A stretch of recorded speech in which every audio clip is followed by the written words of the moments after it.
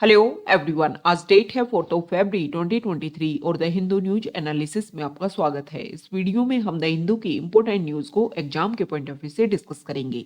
नीचे description box में telegram channel volcano IAS academy का लिंक दिया हुआ है।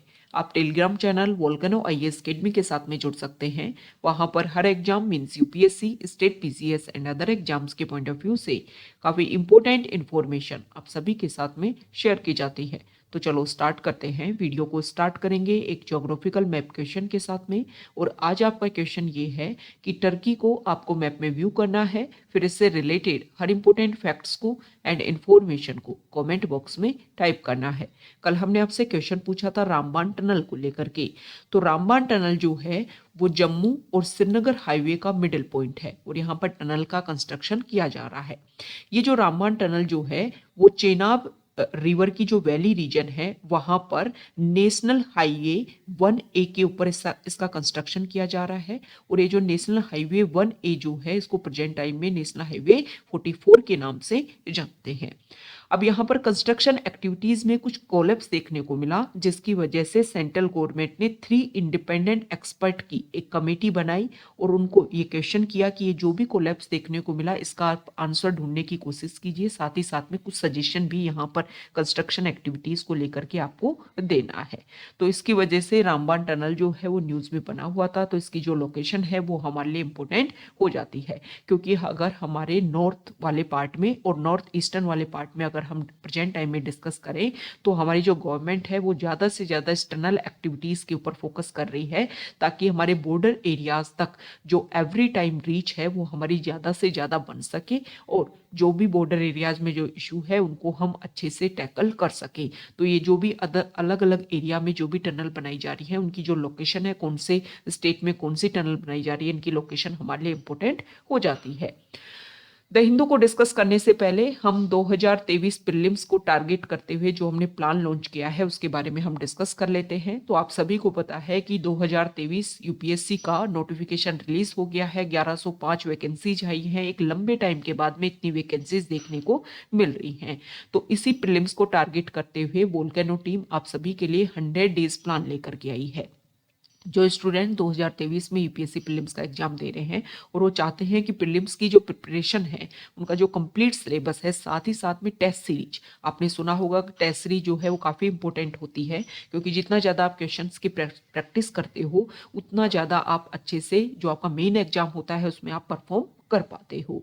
तो इसी सभी पॉइंट को ध्यान में रखते हुए 100 डेज प्लान में हम आपका प्रीलिम्स का सिलेबस भी कंप्लीट करवाएंगे, साथ ही साथ में आपको एमसीक्यू क्वेश्चंस की भी एनफ प्रैक्टिस करवाएंगे। आपका स्टैटिक पार्ट, आपका करंट अफेयर पार्ट जो है वो यहाँ पर कवर करवाया जाएगा। अब कवर किस तरीके से करवाया जाएगा, तो जो भी स्टूडेंट्स को ज्वाइन कर रहे हैं उन सभी को हम 15 फेब से ये प्रोग्राम स्टार्ट होगा। 100 डेज में आपका जो कंप्लीट सिलेबस है आपको डेली बेसिस पर कुछ स्टैटिक पार्ट, कुछ करंट अफेयर का जो पार्ट है वो आपको टारगेट बेसिस पर दिया जाएगा। मतलब हमारे जो मेंटोर है उनकी रिस्पॉन्सिबिलिटी रहेगी कि प्रीलिम से पहले आपका सिलेबस भी कंप्लीट हो और आपकी एमसीक्यू क्वेश्चंस की भी एनफ प्रैक्टिस हो।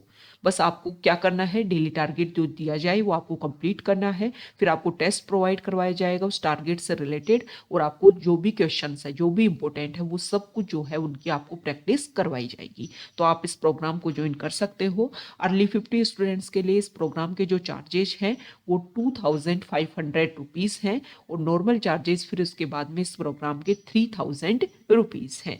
आप अपनी क्वेरीज के लिए हमें कांटेक्ट कर सकते हो, हमें मेल कर सकते हो, और इस प्रोग्राम को ज्वाइन करने का जो लिंक है वो डिस्क्रिप्शन बॉक्स में अवेलेबल है, या फिर डायरेक्ट आप हमारी वेबसाइट पर जाकर के भी इस प्रोग्राम को ज्वाइन कर सकते हो।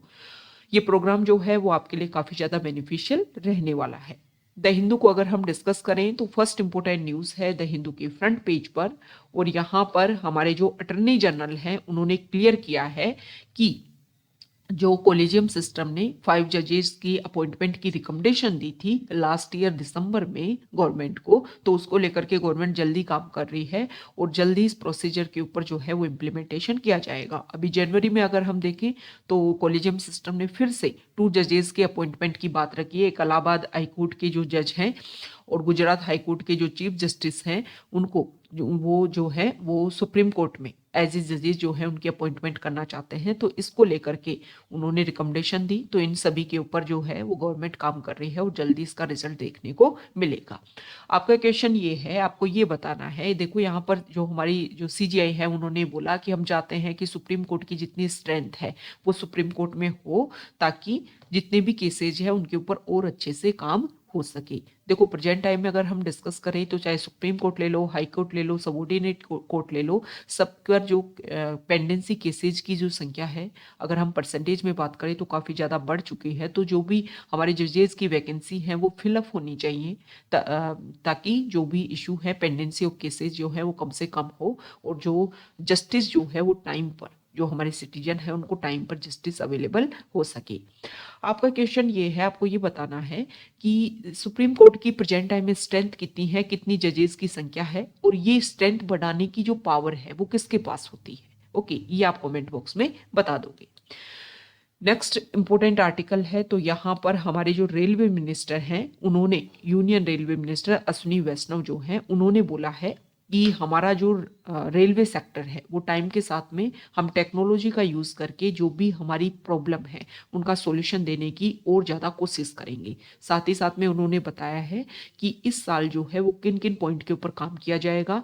तो हमारी जो रेलवे की जो कनेक्टिविटी है वो और ज़्यादा एरिया तक इंक्रीज होगी। कनेक्टिविटी के लिए मैक्सिमम जो है वो फ्लाईओवर्स बनाए जाएंगे, ताकि लैंड एरिया को हम कम से कम यूज़ करते हुए जो एक्टिविटी है वो कंप्लीट कर सके, मतलब कनेक्टिविटी भी बना सके। और ऐसा नहीं है कि हमने लैंड एरिया को एक्वायर कर लिया और उसकी वजह से जो पहले से जो कंस्ट्रक्शन किया हुआ है वो इससे इफेक्ट हो। साथ ही साथ में उन्होंने बोला है कि टेक्नोलॉजी के साथ में हम क्या करेंगे, प्रेजेंट टाइम में क्या होता है कि 1 मिनट में 25,000 तक टिकट जो है वो बुक हो सकती हैं। इसको हम लेकर के जाएंगे 2.25 लाख टिकट तक, मतलब 1 मिनट में इतनी टिकट जो है वो बुक हो जाए। अभी प्रेजेंट टाइम में क्या है कि 1 मिनट में जो क्वेरीज जो आती हैं रेलवेज की इंक्वायरीज के लिए, वो 4 लाख क्वेरीज आती है, और हम चाहते हैं कि 40 लाख इंक्वायरीज को हम 1 मिनट में कैपेसिटी इतनी अपनी बिल्डअप कर लें कि इतनी इंक्वायरीज को हम अवेल कर सके एक टाइम में। मतलब उन्होंने इस बात के ऊपर फोकस किया है कि रेलवे जो है वो नेक्स्ट 1 ईयर में अपने आप को किस तरीके से एक्सपेंड करेगा। तो ये तो बजट में हमने डिस्कस ही किया था कि एक्सपेंडिचर जो हमारा जो इंफ्रास्ट्रक्चर है उसके ऊपर ज़्यादा फोकस करने की बात की गई है प्रेजेंट टाइम के बजट में। नेक्स्ट इंपोर्टेंट आर्टिकल है, यहां पर देखिए, देखो G20 ग्रुप जो है उसकी, इस इमेज को आप देखिए, G20 ग्रुप की जो first employment working group meeting होने वाली है। तो इसको लेकर के जो भी डेलीगेट्स इंडिया में आए हैं उन सभी को लेकर के जोधपुर में यहाँ पर ये एक तरीके से कल्चर और हेरिटेज को शो करने की कोशिश की जा रही है। तो देखो G20 ग्रुप की प्रेसिडेंसी इंडिया को प्रेजेंट टाइम में मिली हुई है, और इंडिया फोकस कर रहा है इस चीज़ के ऊपर कि हमारा जो भी टूरिज्म सेक्टर है, जो भी हमारा कल्चर है, जो भी हमारा हेरिटेज है, उसको हम ज़्यादा से ज़्यादा प्रमोट करने की कोशिश करें। और फॉरेन कंट्रीज से लोग आए तो उनको ज़्यादा कनेक्टिविटी देने की कोशिश करें, क्योंकि G20 ग्रुप की किसी भी चीज़ को लेकर के अगर कहीं पर भी मीटिंग होगी तो न्यूज़ में रहेगा, तो उस एरिया को लेकर के जो भी इंपॉर्टेंट पॉइंट है वो आगे रखे जाएंगे, और इसकी वजह से जो हमारा टूरिज्म सेक्टर है वो काफ़ी ज़्यादा प्रमोट होगा। ओके, नेक्स्ट इंपॉर्टेंट आर्टिकल है, यहाँ देखिए आप, देखो अभी हमने उत्तराखंड में जोशीमठ इशू देखा कि वहाँ लैंड जो है सब्सिडेंस देखने को मिल रहा है, जिसकी वजह से वहाँ पर जो भी कंस्ट्रक्शन एक्टिविटीज हैं वहाँ पर जो है वो प्रॉब्लम जो है वो क्रिएट होने लग गई।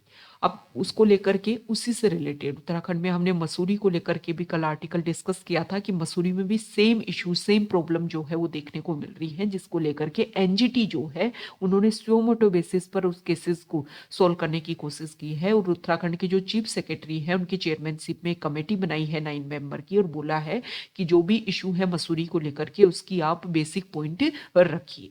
अब यहाँ पर जम्मू एंड कश्मीर के जो हाउसेज है वहाँ पर भी सेम प्रॉब्लम देखने को मिली, और यहाँ पर कुछ कंस्ट्रक्शन जो है उसमें क्रैक्स देखने को मिले। चेनाब रिवर का जो स्लोप रीजन है वहाँ पर जो लोग रहते हैं, जो विलेज एरिया है, वहाँ पर ये प्रॉब्लम जो है वो देखने को मिली है।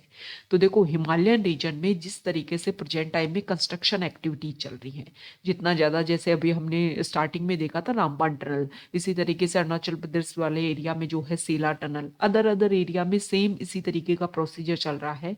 जो हमारी हाईवेज है उनको ज़्यादा से ज़्यादा एक्सपेंड किया जा रहा है, जिसकी वजह से हिमालयन जो एरिया है, हिमालयन रीजन जो है, उसकी स्टेबिलिटी जो है उस पर प्रॉब्लम देखने को मिल रही है, और उसी की वजह से ये जो इशू है ये ज़्यादा इंक्रीज होते जा रहे हैं। नेक्स्ट इंपोर्टेंट आर्टिकल है एडिटोरियल पेज पर, और यहाँ पर हम दो आर्टिकल डिस्कस करेंगे। फर्स्ट जो आर्टिकल है वो बजट को लेकर के है। तो इसमें जो आर्टिकल है इसमें बात किया गया है कि देखो 2070 तक हमने टारगेट रखा है नेट जीरो एमिशन का।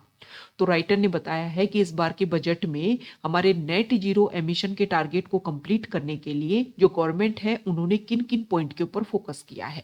क्योंकि अगर हम बात करें तो इस साल जो है इंडिया पॉपुलेशन के बेसिस पर चाइना को क्रॉस कर जाएगा। तो पॉपुलेशन जितनी ज़्यादा उतनी ज़्यादा एनर्जी का कंजप्शन। अब एनर्जी का कंजप्शन अगर हम फॉसिल फ्यूल से यूज करते रहे, फॉसिल फ्यूल से बनाते रहे, तो हमारा एमिशन जो है वो तो इंक्रीज होता रहेगा, और हमारा जो 2070 का जो हमने टारगेट लिया था नेट जीरो एमिशन का, वो हम कंप्लीट नहीं कर पाएंगे। लेकिन बजट में फोकस किया गया है ग्रीन एनर्जी के ऊपर, और साथ ही साथ में इलेक्ट्रिक व्हीकल का जो सेटअप है उसको एस्टेब्लिशमेंट करने की बात की गई है। लद्दाख सेंटर, लद्दाख जो है वो अगर हम बात करें तो वहां पर रिन्यूएबल एनर्जी के एक सोर्सेज के रूप में लद्दाख रीजन जो है वो काफ़ी ज़्यादा इंपॉर्टेंट है, क्योंकि ये बैरन लैंड है और वर्ल्ड का हाईएस्ट लेवल ऑफ सनलाइट जो है वो यहाँ पर अवेलेबिलिटी देखने को मिलती है। तो वहाँ पर हमने 13 गीगावोट का वहाँ पर प्रोजेक्ट एस्टेब्लिश करने की बात की है हमारे बजट में। तो ये सारे पॉइंट्स हैं जिसके बेसिस पर इलेक्ट्रिक व्हीकल, जो भी आप इलेक्ट्रिसिटी जनरेट करोगे रिन्यूएबल एनर्जी, उसको सेटअप करने के लिए, स्टोर करने के लिए जो बैटरी सिस्टम, साथ ही साथ में लद्दाख में ये प्रोजेक्ट, इससे हम हमारे टारगेट को अचीव करने में काफ़ी ज़्यादा हेल्प कर पाएंगे ये सारे प्रोजेक्ट जो है। तो यहाँ पर आर्टिकल बोला गया है कि देखो 2070 तक जो हमने टारगेट लिया था उसको अचीव करने में इस बजट में इंपोर्टेंट प्रोविजन जो है वो रखे गए हैं। नेक्स्ट इंपोर्टेंट आर्टिकल है, देखो राइटर ने यहाँ पर जुडिशरी की बात की है। राइटर ने बोला है कि देखो हमारी जो जुडिशरी है उन्होंने प्रेजेंट टाइम में काफी अच्छे अच्छे काम किए हैं। जैसे कि जो हमारी जुडिशरी है, जो हमारी सुप्रीम कोर्ट है, उनके बहुत सारे केसेस की जो हियरिंग है वो ऑनलाइन देखने को मिल रही है। मतलब आप ऐप के थ्रू जा करके या फिर उनकी प्रोसीजर में जो जा करके जिस तरीके से आप अवेलेबल है, तो उनका जो लाइव टेलीकास्ट है वो आप देख सकते हो। तो एक ट्रांसपेरेंसी जो है कि जुडिशियल सिस्टम में किस तरीके से क्वेश्चनिंग की जाती है, किस तरीके से प्रोसीजर होता है, वो ट्रांसपेरेंसी जो है वो उसमें देखने को मिलती है। दूसरा यहाँ पर उन्होंने बताया कि अभी हमारे CGI ने एक स्टेटमेंट दिया कि सुप्रीम कोर्ट ऑफ इंडिया के जो भी जजमेंट्स हैं उनको 4 लैंग्वेजेस में जो है वो अब ट्रांसलेट किया जाएगा, हिंदी, गुजराती, उड़िया एंड तमिल। और इंग्लिश लैंग्वेज जो लीगल अवतार है उसमें तो देखो काम होता ही रहेगा, रिजल्ट जो है वो इंग्लिश में देखने को मिलेगा, लेकिन उसको पब्लिश किया जाएगा अदर अदर लैंग्वेज में, ताकि जो लोग हैं वो इजीली क्या कर सके, उसको रीड कर सके और पढ़ सके जो है कि किस तरीके से प्रॉब्लम है और उसके तरीके से जुडिशरी उसका सॉल्यूशन देने की कोशिश कर रही है। लेकिन यहाँ पर क्वेश्चन किया गया है, जो राइटर है उन्होंने, कि अभी प्रेजेंट टाइम में सुप्रीम कोर्ट ने एक स्टेटमेंट और दिया कि चार्जशीट जो है वो एक पब्लिक डॉक्यूमेंट नहीं है। मतलब चार्जशीट को आप ओपनली नहीं रख सकते। मतलब RTI एक्ट 2005 जो है उसके बेसिस पर क्वेश्चन करने की यहाँ पर बात कर दी कि आप RTI के तहत जो है वो उसको लेकर के इंफॉर्मेशन गेन नहीं कर सकते हो। तो यहाँ पर राइटर ने फोकस किया है कि देखो जो भी चार्जशीट होती है उसको लेकर के ओपनली होना चाहिए, क्योंकि एक तरीके से क्लियरिटी होती है कि किस तरीके से इन्वेस्टिगेशन किया गया, किन किन पॉइंट्स को रखा गया है चार्जशीट में, इसको लेकर के क्लैरिफिकेशन होता है। तो अगर कोई केस है उसमें अगर पार्शियलिटी देखने को मिलती है और जब वहां पर जर्नलिज्म जो है क्वेश्चन करता है, तो बहुत सारे इन्वेस्टिगेटर जो होते हैं केसेस के, वो इसको सॉल्व करने की कोशिश करते हैं और अपना अपना पॉइंट रखने की कोशिश करते हैं, जिसकी बेसिस पर जो ट्रांसपेरेंसी है उसको और अच्छे से हम मेंटेन कर सकते हैं। ओके, तो यहाँ पर चार्जशीट को ओपनली रखने की बात जो है वो यहाँ पर की गई है। उन्होंने बोला है कि चाहे आप वेबसाइट पर जो अपलोड करने की बात करते हो वो ना किया जाए, लेकिन अगर इसको लेकर के कोई अदर पर्सन इंफॉर्मेशन मांगता है तो वो दी जानी चाहिए, क्योंकि केसेस टू केसेस जो है वो चार्जशीट काफी ज्यादा वेरी करती है।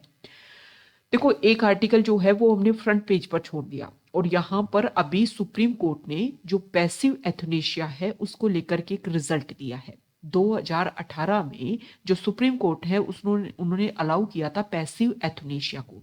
पैसिव एथनेशिया क्या होता है कि मान लो कोई पर्सन जो है वो डेथ बेड पर है, और अभी क्या है कि उसको सपोर्ट दिया हुआ है, मेडिकल सपोर्ट दिया हुआ है, लेकिन वो पर्सन चाहता है कि उनको मरना है, नेचुरल तरीके से उनको डाई करने दिया जाए, क्योंकि उनकी लाइफ कंडीशन जो है वो अब इस तरीके से नहीं है कि वो जीवित रह सके, और वो जीवित रहना भी नहीं चाहते।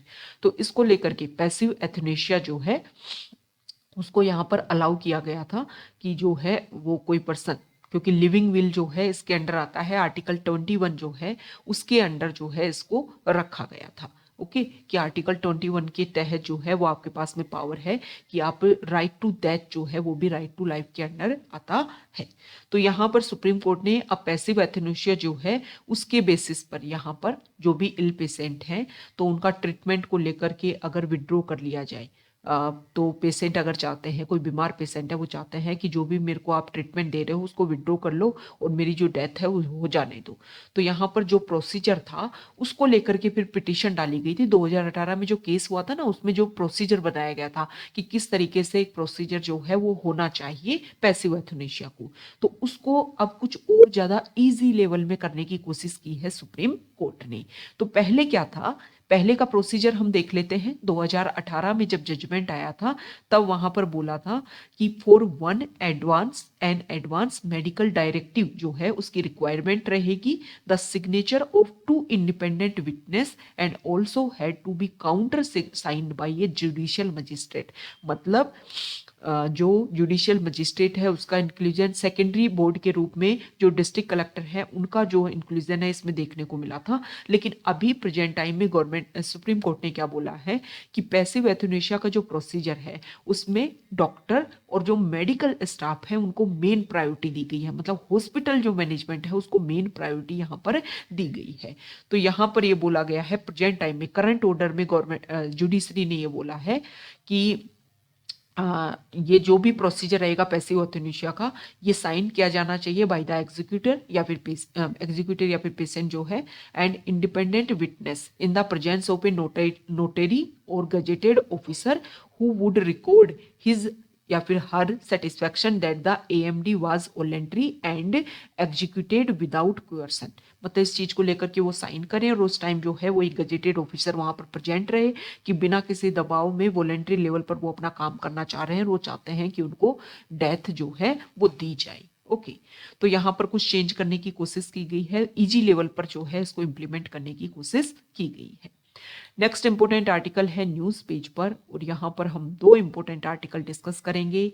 देखो, यहाँ पर पहला तो जो हमारे लॉ मिनिस्टर हैं उन्होंने बोल दिया है कि अभी जो इलेक्शन होंगे उसको लेकर के ईवीएम मशीन, जो रिमोट ईवीएम मशीन हम लॉन्च की है, हमने इलेक्शन कमीशन लेकर के आया है, उसको अभी हम प्रेजेंट टाइम में जो भी इलेक्शन होंगे उनमें इंप्लीमेंट करने का हमारा कोई भी इरादा नहीं है।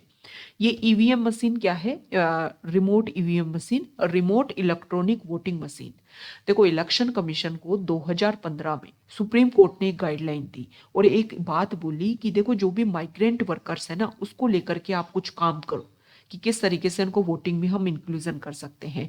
2019 के अगर हम लोकसभा के इलेक्शन की डाटा देखें तो 91% जितनी भी हमारे सिटीजन हैं उनमें 91% जो है वो एलिजिबल सिटीजन थे और उनमें से 67% लोगों ने वोट दिया।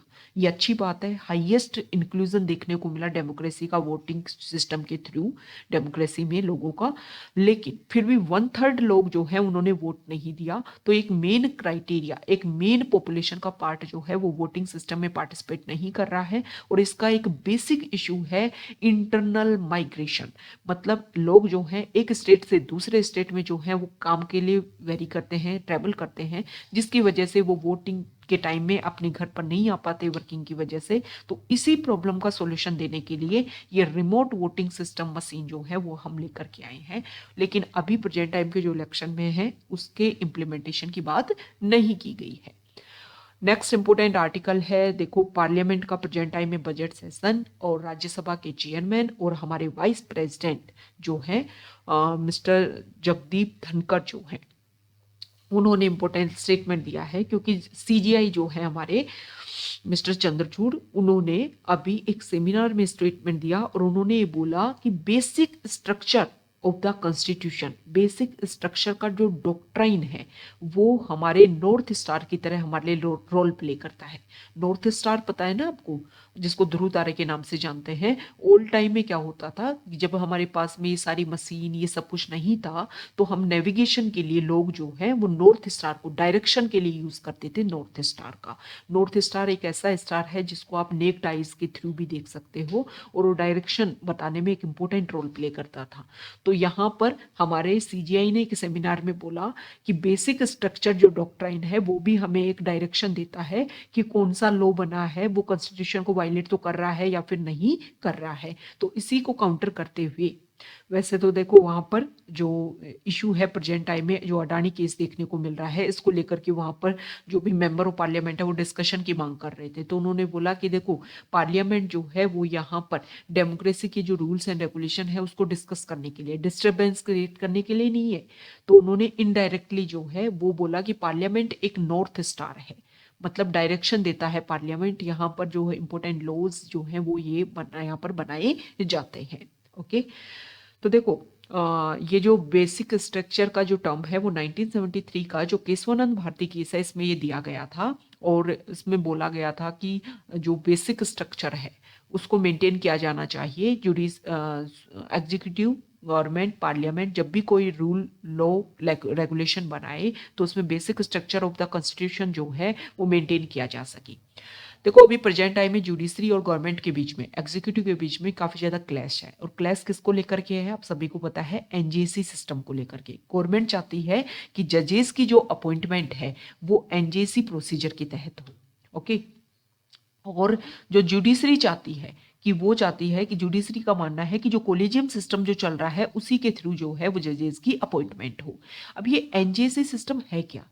गवर्नमेंट जो है वो 99th कॉन्स्टिट्यूशनल अमेंडमेंट एक्ट के थ्रू ये प्रोसीजर लेकर के आई थी, इसको पास भी कर दिया गया था पार्लियामेंट के दोनों सेशन के थ्रू, दोनों जो पार्लियामेंट के दोनों हाउसेज है उनके थ्रू। लेकिन जुडिशरी ने इसको स्क्रैप कर दिया और जुडिशरी ने ये बोला कि भाई सेपरेशन ऑफ पावर जो है इसको आप वायलेट कर रहे हो, और सेपरेशन ऑफ पावर जो है वो हमारे कॉन्स्टिट्यूशन का बेसिक स्ट्रक्चर का पार्ट है और बेसिक स्ट्रक्चर को आप वायलेट नहीं कर सकते। 1973 में ये बात बोली गई केशवानंद भारती केस में कि देखो रूल बनाने की पावर जो है वो पार्लियामेंट के पास में पावर तो है, लेकिन आप जो है वो हर चीज को खत्म नहीं कर सकते। ऐसा नहीं है कॉन्स्टिट्यूशन के किसी भी पार्ट को जो है वो आप अपने अकॉर्डिंग चेंज कर दो, ऐसा आप नहीं कर सकते। ओके, तो यहां पर एनजेसी को खत्म किया गया किसके बेसिस पर? एक तो सेपरेशन ऑफ पावर जो है इसको खत्म कर रहा है एनजेसी, क्योंकि यहां पर एनजेसी जो है इसमें बोला गया कि जजेस की जो अपॉइंटमेंट जो है वो एक क्या बनेगा, एक कोलेजियम सिस्टम, एक ऐसा ग्रुप बने जिसमें गवर्नमेंट का भी इन्वॉल्वमेंट हो। तो एनजेसी में उन्होंने रखा कि एक तो हमारे सीजीआई रहेंगे एक्स ऑफिशियो मेंबर के रूप में, इसके अलावा जो हमारे लॉ मिनिस्टर हैं वो भी रहेंगे एक एक्स ऑफिशियो मेंबर के रूप में, दो सीनियर मोस्ट जजेस रहेंगे सुप्रीम कोर्ट के, दो सीनियर मोस्ट जज, इसके अलावा दो एमिनेंट पर्सनैलिटीज और रहेंगी। अब ये जो दो एमिनेंट पर्सनैलिटीज है ना, इनको एक कमेटी बनाएगी, कमेटी अपॉइंट करेगी, और कमेटी में कौन कौन होंगे? पीएम होंगे, सीजीआई होंगे, साथ ही साथ में लीडर ऑफ अपोजिशन होंगे लोकसभा के। ओके, ये तीन मेंबर मिलकर के किसको बनाएंगे? इन दो एमिनेंट पर्सन को चुनेंगे सोसाइटी से, और ये दो एमिनेंट पर्सन में से एक पर्सन जो है एससी, एसटी या फिर ओबीसी या फिर माइनॉरिटीज या फिर वीमेन, ये जो है वो होना चाहिए इन दो एमिनेंट पर्सन में से एक। तो ये एनजेसी का ग्रुप बना करके बोली ये जज को अपॉइंट करेंगे सुप्रीम कोर्ट और हाई कोर्ट में। हमारा कॉन्स्टिट्यूशन का आर्टिकल 124 और हाई कोर्ट के लिए 217 जो है वो जजेस के अपॉइंटमेंट के लिए टैकल करता है। तो इसको लेकर के सुप्रीम कोर्ट ने बोल दिया था कि भाई इसको खत्म करो, क्योंकि आप सेपरेशन ऑफ पावर जो है वो हमारा बेसिक स्ट्रक्चर है उसको आप खत्म कर रहे हो। साथ ही साथ में डीपीएसपी जो है उसमें, डीपीएससी में आर्टिकल 50 जो है वो ये बोलता है कि जुडिशरी जो है वो इंडिपेंडेंट है एग्जीक्यूटिव से। तो हमारे जो बेसिक पॉइंट हैं उसको आप खत्म कर रहे हो। और ड्राफ्टिंग कमेटी के जो हेड थे हमारे कॉन्स्टिट्यूशन के फॉर्मेशन के टाइम में, डॉक्टर भीमराव अंबेडकर, उन्होंने भी ये बोला था कि एग्जीक्यूटिव से सेपरेट होना चाहिए जुडिशरी, तभी हमारे जो बेसिक पॉइंट है वो जो है वो बच पाएंगे। ओके, तो यहाँ पर हमने जो भी इंपॉर्टेंट पॉइंट है वो डिस्कस कर लिया है कि किस तरीके से ये जो इशू है और इसका क्या सॉल्यूशन होना चाहिए। नेक्स्ट इंपॉर्टेंट आर्टिकल है, यहाँ देखिए, देखो इंडिया की एक कंपनी की जो आई ड्रॉप है वो यूएस में भेजी गई। अब वहां पर जो है इशू देखने को मिले, 55 लोग जो हैं वो इससे इफेक्ट हुए, 55 एडवर्स इवेंट जो हैं वो देखने को मिले हैं। तो यहाँ पर चेन्नई बेस्ड ये कंपनी है, global pharma health care company, इसके जो प्रोडक्ट हैं वो वापस भेजे गए हैं। सेम इसी तरीके के इशू जो हैं वो पहले भी दिखे गए हैं। हमारे इंडिया की कप सिरप जिसमें गाम्बिया में वहाँ के जो बच्चे हैं वो इफेक्ट हो गए, उनकी किडनी पर इफेक्ट देखने को मिला था। तो WHO ने इसको लेकर के जो गाइडलाइन है वो रिलीज की थी कि जो भी फार्मा कंपनीज हैं उनको लेकर के स्ट्रिक्ट रूल्स एंड रेगुलेशन होने चाहिए, क्योंकि किसी पर्सन की अगर हेल्थ इफेक्ट हो रही है आपकी कंट्री के प्रोडक्ट से, तो इसकी वजह से कंट्री का जो भी मतलब आप मानिए कि फार्मा इंडस्ट्री में जो आपका एक एक्सपोर्ट है वो काफ़ी कम देखने को मिलेगा। अदर कंट्री जो हैं वो रिलाई कम करेंगे आपके प्रोडक्ट के ऊपर। तो इंडिया के जो भी अगर कोई प्रॉब्लम है, कोई स्ट्रिक्ट रूल्स एंड रेगुलेशन और ज़्यादा होने चाहिए, ताकि इस तरीके के प्रोडक्ट जो हैं वो मार्केट में ना पहुँचे, क्योंकि इसकी वजह से जो प्रॉब्लम है वो आपकी वैल्यूएशन जो है वो काफ़ी ज़्यादा डिक्रीज इससे होती है। तो ये आज का हमारा द हिंदू न्यूज़पेपर का डिस्कशन था। अगर आप यहाँ तक आए हैं, वीडियो आपको अच्छा लगा है, तो प्लीज़ वीडियो को लाइक कीजिए, शेयर कीजिए और चैनल को सब्सक्राइब कीजिए। Okay, thank you.